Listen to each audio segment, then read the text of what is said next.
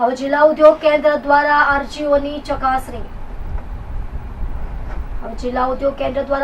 ચકાસણી બાદ જે તે ટેક્સટાઇલ ઉદ્યોગકારોના બેંક ખાતામાં રકમ જમા કરવામાં આવશે. લાંબા સમયથી સબસિડીની રકમની રાહ જોતા ઉદ્યોગકારોને રાહત મળશે. ખાસ કરીને સુરતના વિવિંગ અને પ્રોસેસિંગ યુનિટોને આ સબસિડી મળતા ઉત્પાદન ખર્ચમાં ઘટાડો થશે.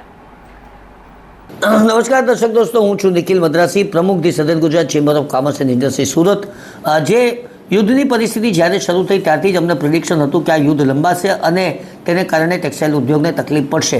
એટલે અમે તરત જ એવી રજૂઆત સરકારમાં કરી હતી કે વર્ષો જૂની 2019ની ટેક્સટાઇલ સંદર્ભની કેટલીક ક્લેમ અમારા પેન્ડિંગ છે તેનો જો સત્વરે નિકાલ કરવામાં આવે તો એ ફાયદો થાય.